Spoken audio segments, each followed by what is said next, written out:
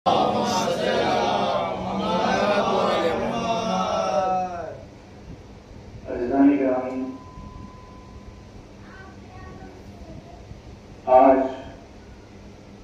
11 محرم ہے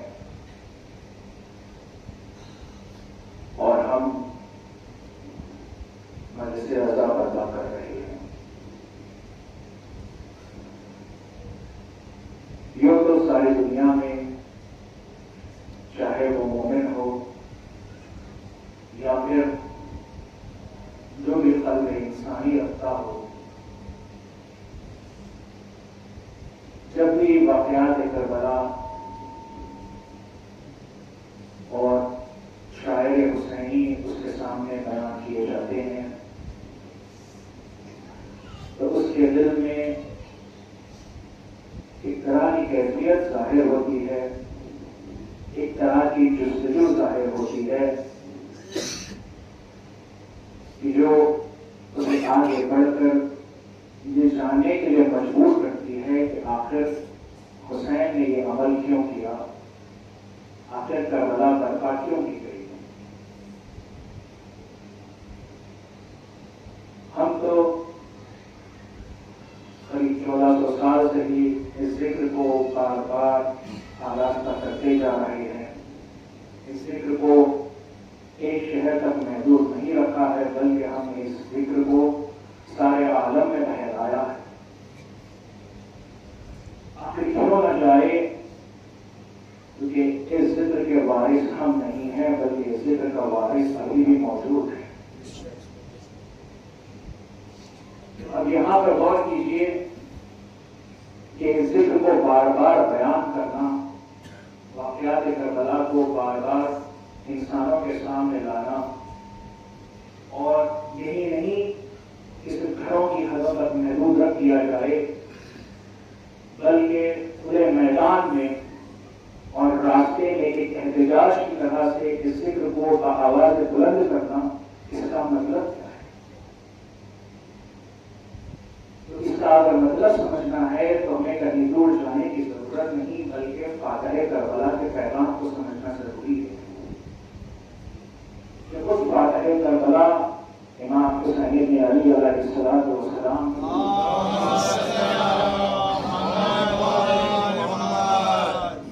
امام خود فرماتے ہیں کہ میں جو خروج کر رہا ہوں وہ اس لیے نہیں کہ کسی سے شر پیدا کرے اور نہ ہی کسی پر حکومت کرنے کے لیے، بلکہ میرا خروج ہے امت کی اصلاح کرنے،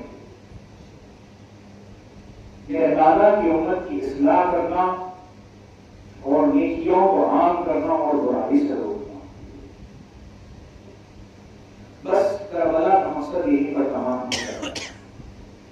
اب یہاں پر دیکھیے امام حسین خود فرماتے ہیں کہ امت کی اصلاح کرنا ہے اور نیکیوں کو بڑھاوا دینا ہے اور گناہوں کو روکنا ہے۔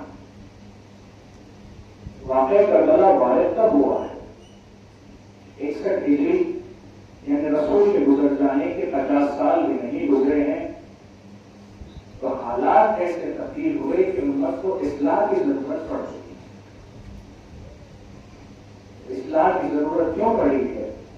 کیونکہ جب تک رسول اللہ دنیا میں موجود تھے، حق اور باطل میں ڈفرنس دیکھنا، حق اور باطل میں کون صحیح ہے وہ جاننا بہت آسان تھا۔ جس نے بھی اللہ کو ایک مان لیا اور رسول اللہ کو رسول خدا مان لیا وہ حق پر تھا، اور جس نے بھی شرک کیا اور رسول اللہ سے جنگ کرنے کے لیے آیا وہ باطل پر تھا۔ تو اس دور میں حق اور باطل کی پہچان بہت آسان تھی۔ جس نے بھی وحدت کو مان لیا، رسالت کو مان لیا، وہ حق پر ہو گیا۔ جو بھی رسالت کے خلاف محاذ کرایا وہ باطل پر ہو گیا۔ لیکن رسول اللہ کی دنیا کے گزر جانے کے بعد دین کو ایک سہارے کی ضرورت محسوس ہوئی، کیونکہ اب اس کے بعد اگر جو دین کو سہارا نہیں ملے گا تو اسلام منتشر ہو کر رہ جائے گا۔ اسی سہارے کا نام ولایت رکھا گیا ہے، اسی سہارے کا نام امامت رکھا گیا ہے۔ کہ جب رسول اللہ دنیا سے گزر جائیں تو دین کی حفاظت کرنے کا کام یا تو امامت کریں گے یا ولایت کریں گے. لیکن لوگوں نے کچھ ایسا شور برپا کیا کہ یہاں کے بعد حق اور باطل کو پہچاننا مشکل سے مشکل تر ہوتا جا رہا ہے. اصلی امام کے مقابل کسی اور کو لا کر کھڑا کر دیا گیا. آل رسول کو حکومت سے درکنار کر دیا گیا. آل رسول کے حق کو چھین لیا گیا. لیکن اگر اس وقت آل رسول جنگ کے میدان میں اتر آتے تو لوگوں کے سامنے اسلام کی شریعت یہ بن جاتی کہ بس حکومت کے لیے لڑ رہے ہیں. لیکن اہل بیت نے گوارا نہیں کیا. اہل بیت نے خاموش رہنا بہتر سمجھا، کیونکہ اب تو اسلام کی شریعت اتنا مسق نہیں ہوئی تھی جتنا آگے ہونے والی. یہ دور چلتا گیا، لیکن جیسے میں نے بتایا ہے کہ ولایت نے اسلام کی حفاظت کی ہے. تو جب تک علی مرتضیٰ اس دنیا میں موجود تھے اس وقت تک کاکوڑ کو سنبھالے رکھا گیا. اس وقت تک حکمران بھی تھے تو کچھ عمل ایسے کرتے تھے جو دین کے حساب سے ہو. زیادہ تر دین کے خلاف نہیں جا سکتے تھے کیونکہ علی موجود ہے. لیکن شہادت علی کے بعد جب معاویہ نے حکومت کا دعویٰ کیا تو وارث رسول سے رہا نہیں گیا.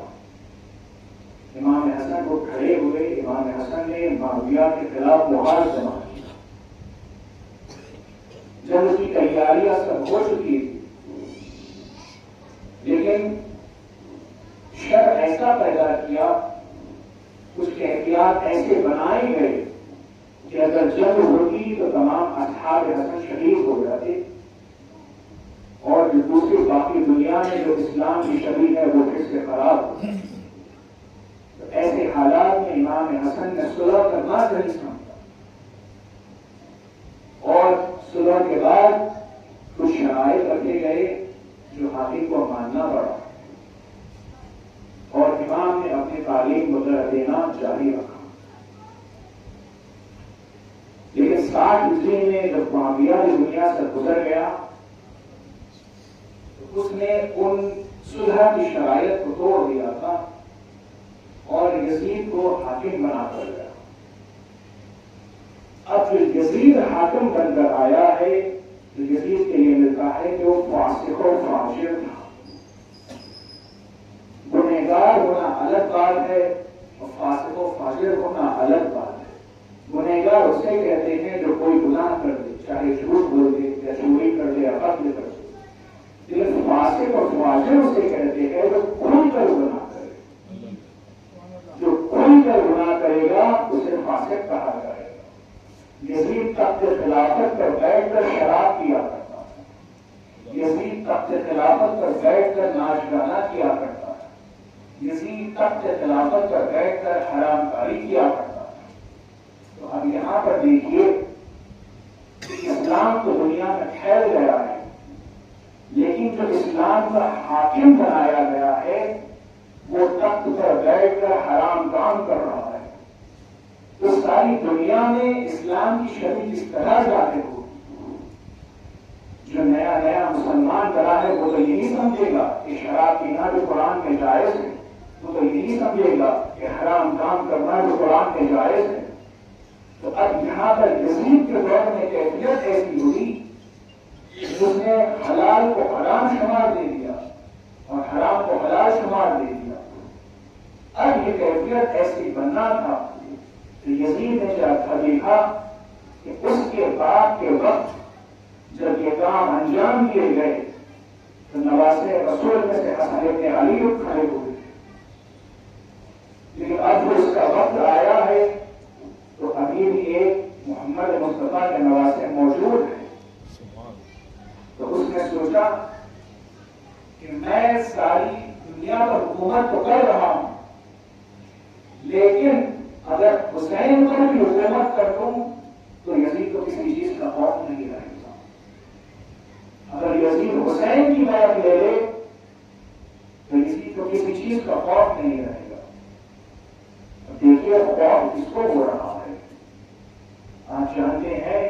زمانے میں جتنی دنیا انسانوں کو معلوم تھی، جتنی دنیا گھوڑوں پہ اور کشتیوں میں سفر کی جا سکتی تھی، اس میں آدھے سے زیادہ زمین پر یزید کی حکومت تھی. یعنی اس زمانے کی اگر مثال دیا جائے تو جیسے امریکہ جیسے سپر پاور مانا جاتا ہے، اس زمانے میں یزید سپر پاور بنا ہوا ہے. ایسا ظالم یزید خوف کھا رہا ہے اور بیعت مانگ رہا ہے حسین ابن علی سے. جب بیعت کا مطالبہ کیا گیا، حسین ابن علی نے بس ایک ہی جملہ ادا کیا، کہا کہ مجھ جیسا یزید جیسے کی بیعت کہیں نہیں کر سکتا.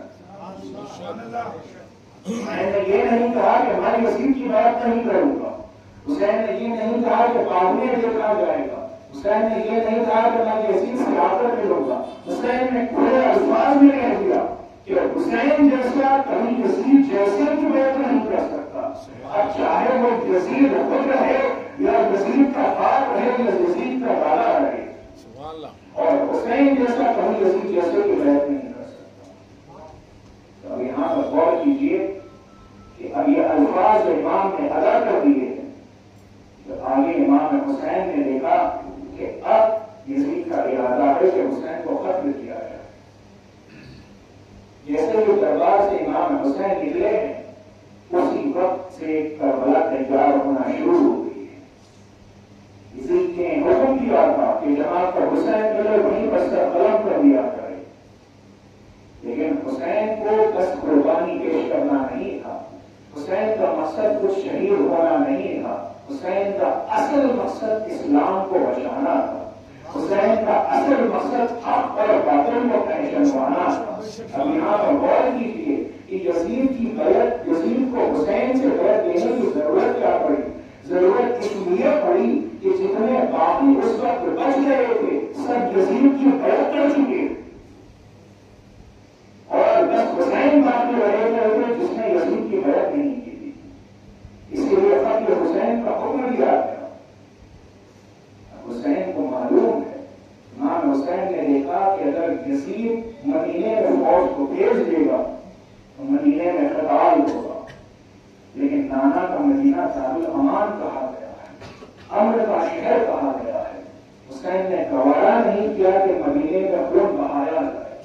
مدینے سے اعلان کر دیں، اعلان کیا کیا گیا کہ میں جا رہا ہوں نانا کی امت کی اصلاح کرنے کے لیے، میں جا رہا ہوں نیکیوں کو بلند کرنے کے لیے، میں جا رہا ہوں گناہوں کو روکنے کے لیے.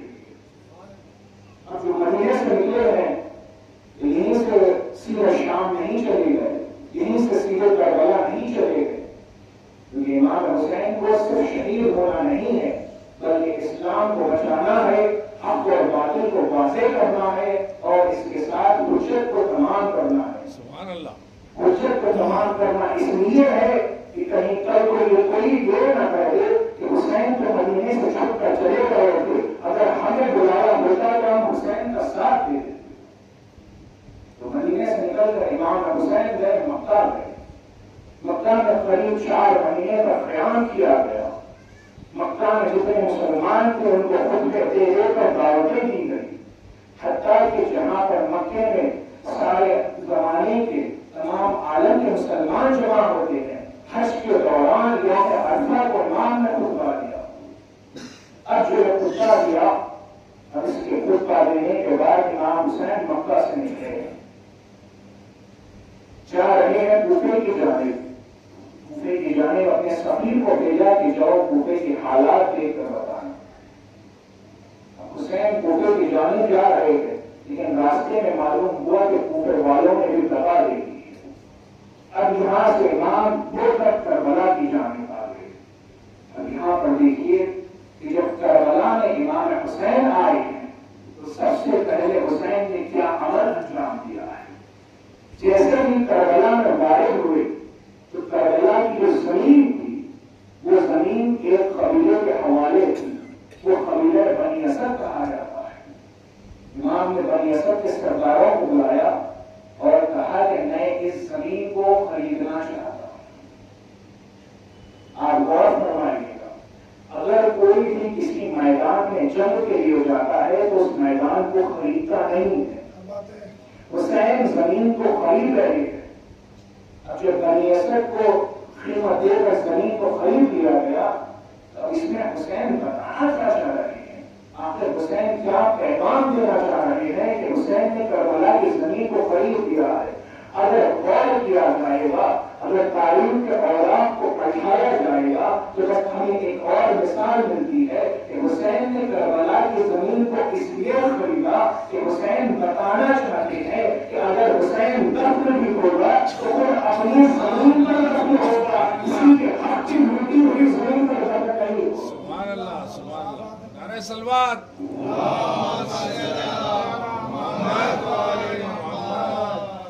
زمین کی قیمت ادا کر دی گئی، خیمے بھی نصب کر دیے گئے۔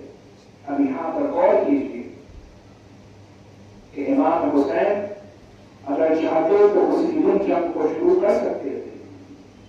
اگر 2 محرم کو اگر جنگ شروع کر دی جاتی گل کے لشکر سے تو لوگ یہ کہتے کہ کوفے سے ایک لشکر آیا تھا، مدینے سے کچھ لوگ آئے تھے، 2 لشکروں کے لشکروں میں جنگ ہو گئی اور جنگ تمام ہو گئی۔ یہاں پر حق اور باطل واضح نہیں ہوتا۔ حسین نے اس کو دوبارہ نہیں کیا۔ پھر اس کے بعد دیکھیے کہ کربلا کا جو میدان ہے بالکل صاف میدان ہے، یعنی ریگستان کہا گیا ہے، جہاں پر نہ کوئی پہاڑی ہے اور نہ کوئی جھاڑ وغیرہ موجود ہے۔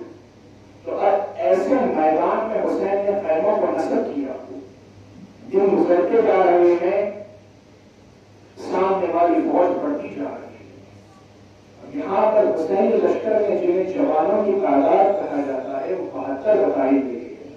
شہید تو زیادہ ہے لیکن جو حسینی لشکر میں جوان موجود تھے وہ 72 تھے۔ اب یہاں پر غور کیجیے کہ جیسے جیسے دن گزرتے جا رہے ہیں دشمن کا لشکر بڑھتا جا رہا ہے، اور یہ لشکر کی جو تعداد ہے، جو اہل بیت کے سب سے کٹر دشمن راوی ہے، جو یزید کی طرف میں راوی ہے، جو حسین کے مقابل رکھنے والے راوی ہے، انہوں نے تعداد کو کم سے کم تری بتایا ہے تو 30,000 کی تعداد بتایا ہے۔ آپ غور کیجیے کہ 30,000 کی تعداد کا لشکر، اور ایسا ویسا لشکر نہیں بلکہ وہ لشکر جو سپر پاور کی طرف سے آیا ہے۔ یہ لشکر میں نیزہ بردار بھی موجود ہے، تیرانداز بھی موجود ہے، گھوڑا سوار بھی موجود ہے۔ تو یہ 30,000 کے لشکر میں 72 کے خیموں کو گھیر لیا ہے، لیکن حسین نے ابھی جنگ کو جاری کرنا دوبارہ نہیں سمجھا۔ ساتھی محرم آئی، پانی بند کر دیا گیا، پانی لانے کی کوشش کی گئی، لیکن فرار کر رہنے کے لیے جنگ کا ارادہ نہیں کیا گیا۔ اگر ساتھی محرم کو یہ جنگ شروع ہو جاتی تو لوگوں کو یہ بہانہ مل جاتا کہ پانی کے لیے گئے تھے، پانی کے لیے لڑ کر شہید ہو گئے، لیکن اس سے حق اور باطل واضح نہیں ہوتا۔ ساتھی محرم گزر گئی، حتیٰ کہ شب عاشور آئی۔ جب شب عاشور آ گئی تو ابن زیاد نے شمر لعین کے ساتھ خط کو بنایا کہ جیسے ہی تو کربلا میں پہنچ جائے فوراً جنگ کو شروع کر دینا، اور اگر ابن سعد پچھلی جائے تو لشکر کی کمان خود لے کر حسین پر حملہ کر دینا۔ جیسے ہی شمر آیا، ابن زیاد کا فرمان لے کر آیا تھا کہ حملہ کیا جائے گا۔ تو اب یہاں پر دیکھیے کہ رات کی تاریکی میں اگر جنگ ہوتی تو لوگوں کو بہانہ مل جاتا کہ اندھیرا تھا، ہم پہچان نہیں پائے کہ حسین کون ہے۔ لوگوں کو بہانہ مل جاتا کہ اندھیرا تھا، ہم پہچان نہیں پائے کہ شبیہ نبی کون ہے۔ لوگوں کو اعتراض کرنے کا بہانہ مل جاتا کہ اندھیرا تھا، ہم نے نہیں سمجھا کہ حسین کے ہاتھوں میں قرآن ہے اور شیروان کا بچہ ہے۔ اور یہاں پر شب عاشور کو اگر جنگ چھڑ جاتی تو مقصد حسین مکمل نہیں ہوتا، حق اور باطل واضح نہیں ہوتا۔ اس لیے حسین نے ایک دن کی مہلت دی، کہا کہ جب صبح کا سورج طلوع ہو جائے گا تو اس وقت جنگ کی جائے گی، تاکہ سورج کی روشنی میں چمکتے ہوئے آفتاب میں حسین کو پہچانا جائے۔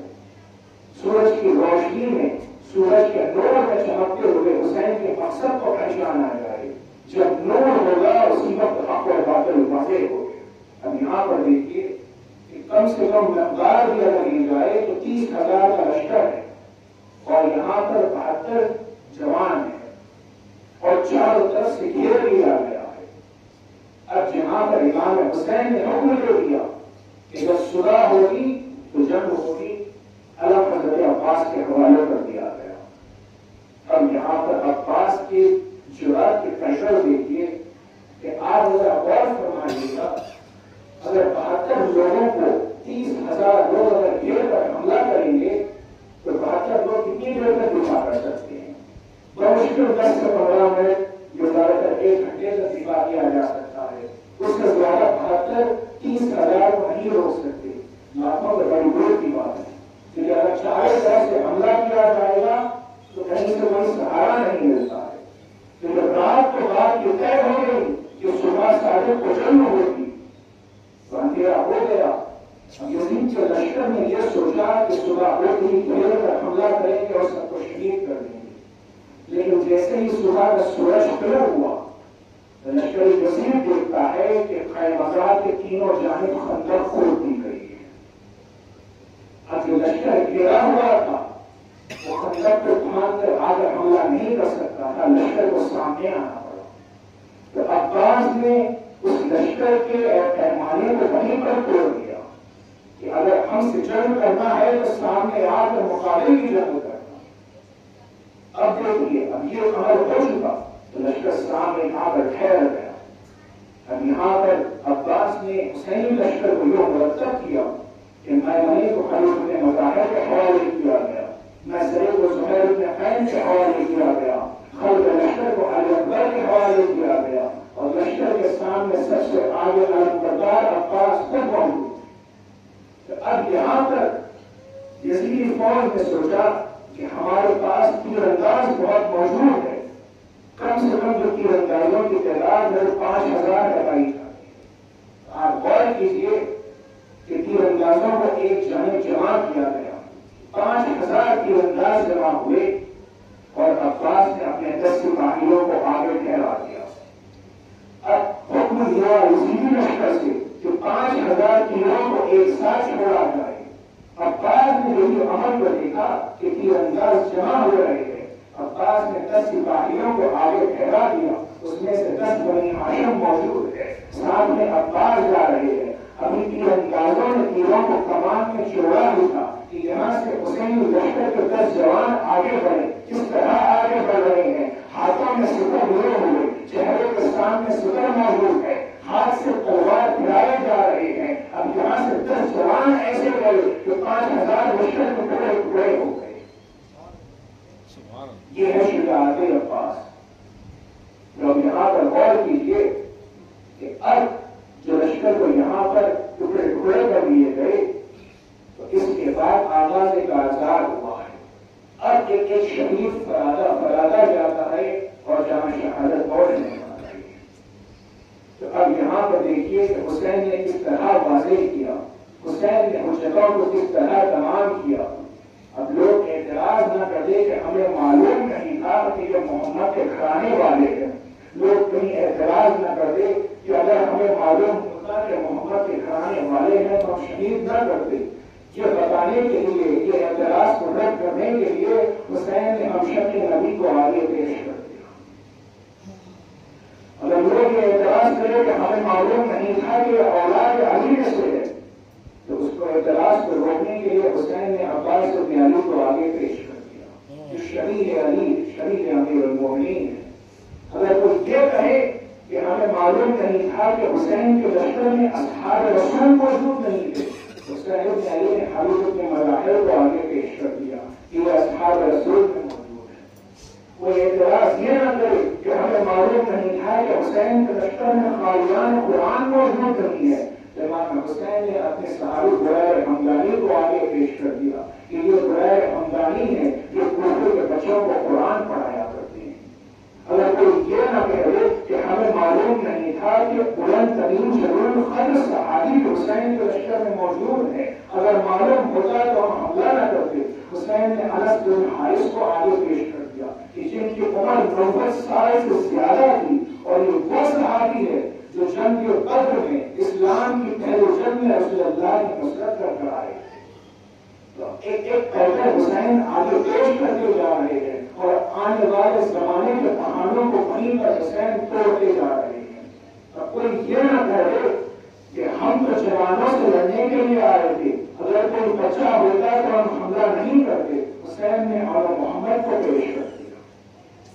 اگر کوئی یہ کہے کہ بچے تو ایسے ہی آ گئے تھے, اگر کوئی چھوٹے بچے ہوتے یا ششماہر ہوتے تو ہم حملہ نہیں کرتے. حسین نے اپنے اصغر کو پیش کر دیا.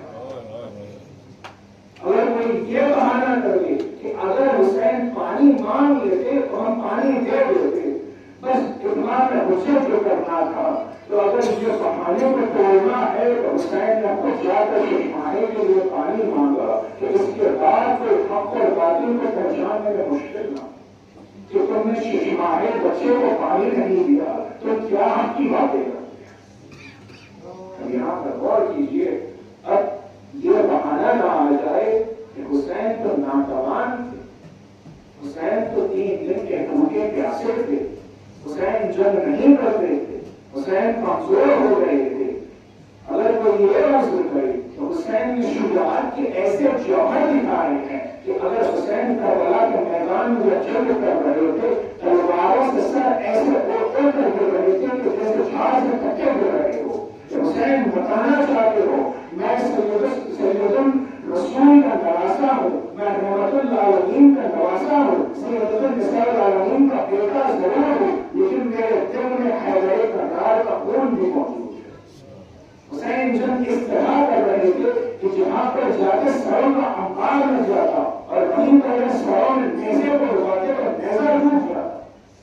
حسین جنگ اس طرح کر رہے تھے کہ فوج بھاگ بھاگ کر 80 میل دور فصیل کوفہ سے ٹکرا رہی تھی. حسین جنگ اس طرح کر رہے تھے کہ کوفے میں منادی ندا دینے لگا تھا کہ بھاگو حسین کوفہ فتح کرنے کے لیے آ رہے ہیں. حسین کی شجاعت پر کوئی شک نہیں کر سکتا, حسین کی ابتدا پر کوئی شک نہیں کر سکتا, حسین کی بہادری پر کوئی شک نہیں کر سکتا. لیکن حسین کا مقصد کوفہ فتح کرنا نہیں تھا. حسین کا مقصد نانا کے دین کو بچانا تھا. نانا کے دین کو بچانا ہے تو اپنا لہو دینا ضروری ہے. جب آسمان سے آواز کا آنا تھا کہ اے نفس مطمئن ارجعی الی ربک, اے نفس مطمئن واپس آ جاؤ اپنے خدا کی طرف کہ میں تجھ سے راضی اور تو مجھ سے راضی ہے. بس اس آواز کا سننا تھا کہ حسین نے تلوار کو نیام میں رکھ دیا, اشعیا گھیر کر حملے کرنے لگے.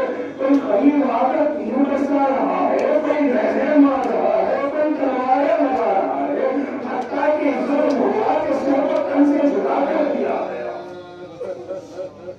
رضوان ابراہیم محمد کے نواسے سے کیا دشمنی رہی ہوگی, علی کے مقتے جگر سے کیا دشمنی رہی, فاطمہ کے نور نظر سے کیا دشمنی رہی ہوگی. اس سر کو تن سے جدا تو کر دیا گیا, لیکن یہیں پر ظالم نہیں ہوتا ہے کہ جو تاشا پیسر زمین پر پڑا ہوا تھا اسی لاشے پر گھوڑے دوڑائے گئے. اس طرح گھوڑے دوڑائے گئے کہ امام سلام رکھتے ہیں کہ میرا سلام ہو شہید پر کہ جس کا سینہ پشت سے جا ملا. کیسے سینہ پشت سے جا ملتا ہے جب گھوڑے کیسے حسین کے سینے پر پڑے, حسین کی پسلیاں چور چور ہو گئی. امام سلام کرتے ہیں میرا سلام ہو شہید پر کہ جس کے ہڈیوں کے ٹوٹنے کی آواز سے کربلا کا میدان بہت چڑھتا. عزیزہ یہی مرسل ختم نہیں ہوا جب 11ویں محرم آئی, یہی لاشوں کے درمیان سے ایمان کے وارث کو ہتھڑی اور بیڑیاں ڈال کر گزارا گیا. ایمان کہتے ہیں تو بھی اپنا میں بیٹا موجود لیکن نہ دفن کر سکتا.